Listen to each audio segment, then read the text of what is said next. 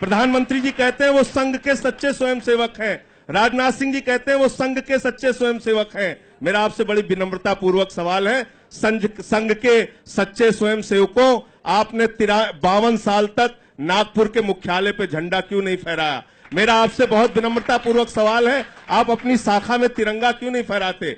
आप कृपा करके देशभक्ति का प्रमाण पत्र छात्रों को मत दीजिए, नौजवानों को मत दीजिए। इस देश का छात्र, इस देश का नौजवान, इस देश के विश्वविद्यालय में पढ़ने वाला रोहित वेमुला से लेके, कन्हैया से लेके और इलाहाबाद विश्वविद्यालय में अब आप ऋचा सिंह को भी सस्पेंड करने के, उसको बर्खास्त करने की तैयारी कर रहे हैं। इन कार्रवाइयों को रोक दीजिए। इन्हीं नौजवानों ने मोदी जी को वहां तक पहुंचाया है। अगर लोकतंत्र के अंदर आपका यकीन है तो आप कृपा करके नौजवानों से मत लड़िए। आपकी सरकार देशभक्ति का प्रमाण पत्र बांटती है छात्रों को, उनके हिसाब से बोलिए तो देशभक्त हैं, उनके हिसाब से आप नहीं बोलते हैं तो आप देशद्रोही हैं। आप कौन होते हैं देशभक्ति का प्रमाण पत्र बांटने वाले? तिरंगे पे आप देशभक्ति का प्रमाण पत्र बांटते हैं। तिरंगे के बारे में आपका खुद का इतिहास यह है कि जो आपकी मातृ संस्था है राष्ट्रीय स्वयंसेवक संघ, उस राष्ट्रीय स्वयंसेवक संघ पे आज मैं आपके चैनल पे जिम्मेदारी से बोल रहा हूं, 52 साल तक नागपुर के आरएसएस के मुख्यालय पे तिरंगा झंडा नहीं फहराया गया। आप देशभक्ति का प्रमाण पत्र बांटते हैं।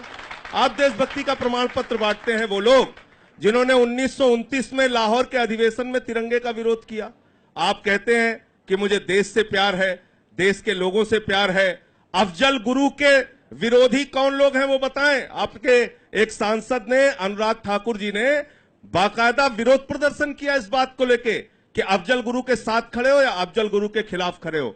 मैं संबित पात्रा जी अपनी पार्टी की ओर से कह रहा हूं, संसद पे हमला करने वाले अफजल गुरु के खिलाफ हम लोग खड़े हैं। कृपा करके आप इस टीवी चैनल पे ये बताएंगे बच्चों के बीच में कि अफजल गुरु को शहीद मानने वाली पीडीपी के साथ आप सरकार बनाने के लिए तैयार हैं?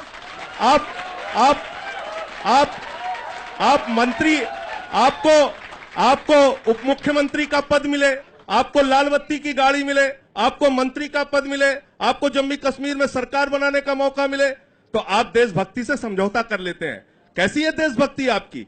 52 साल तक आप तिरंगा झंडा नहीं फहराते, आपको तिरंगे का सम्मान नहीं है। आपने इस देश, अभी आपने कहा लोकतांत्रिक ढंग से विरोध करने का अधिकार होना चाहिए। माफ कीजिएगा संबित पात्रा जी, आपके मुंह से ये बात सुन के अच्छी नहीं लगती है। जिस पार्टी के अंदर लव जिहाद पे आदित्यनाथ देश के अंदर बवाल खड़ा करने की बात करें, जिस पार्टी के समर्थक वैलेंटाइन डे पे बच्चे बच्चियों को पार्क में पकड़ के पीटने का काम करें, आपके मुंह से ये बात शोभा नहीं देती। आपने इस देश की लोकतांत्रिक संस्थाओं को खत्म करने का काम किया है, छात्रों की, नौजवानों की आजादी को खत्म करने का काम किया है। इसलिए मैं कहता हूं इस पे चिंतन कीजिए, विचार कीजिए कि आपकी पार्टी के नारे मेरे कानों में आज तक गूंजते हैं, जहां हुआ बलिदान मुखर्जी वो कश्मीर हमारा है। ये नारे आपने लगाए थे, मुझे याद है, आप भूल गए होंगे। और आप किस पार्टी के साथ खड़े हैं? जो पार्टी कहती है पीडीपी कि कश्मीर के अंदर अपना सुप्रीम कोर्ट होना चाहिए, जो पार्टी कहती है राज्यपाल का चयन वोट से होना चाहिए केंद्र सरकार से। राज्य की पार्टी भी उसी पीडीपी के साथ खड़ी थी। वो उसका जवाब राज जी देंगे। मैं कह रहा हूं ये भी उसका जवाब राज जी देंगे, ये मेंशन कर उसका जवाब राज जी देंगे। पीडीपी ने कहा देश का सुप्रीम कोर्ट कश्मीर के अंदर बनना चाहिए अपना। उन्होंने यहां तक कहा है पाकिस्तान की करेंसी भी कश्मीर के अंदर चलनी चाहिए। और पीडीपी का स्टैंड रहा है मान्यवर कि जो पाक ऑक्युपाइड कश्मीर है, जिसको हम कहते हैं पाकिस्तान अधिकृत कश्मीर, वो पीडीपी कहती है वो पाकिस्तान शासित कश्मीर है। वो पीडीपी कहती है अफजल गुरु हमारे लिए शहीद हैं। वो पीडीपी कहती है कि अफजल गुरु का जुडिशियल मर्डर हुआ है।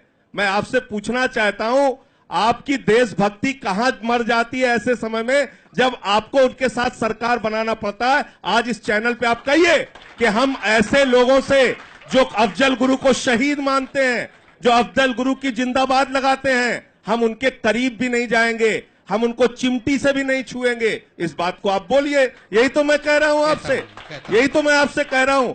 दूसरी बात आपने कहा, गलत तथ्य मत दीजिए।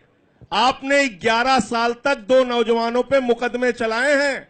नवीन जिंदल जी का फैसला बाद में आया, उसके पहले 2 लड़कों ने नागपुर के कार्यालय पे 12 साल पहले, उस निर्णय के 12 साल पहले झंडा फहरा दिया था। तो तिरंगा झंडा फहराने के जुर्म में आपने 12 साल तक 2 बच्चों पे मुकदमे चलाए। आप बता रहे हैं कि आप तिरंगे के समर्थक हैं, आप तिरंगे को अपना झंडा मानते हैं। आपसे देशभक्ति का प्रमाण पत्र नहीं चाहिए।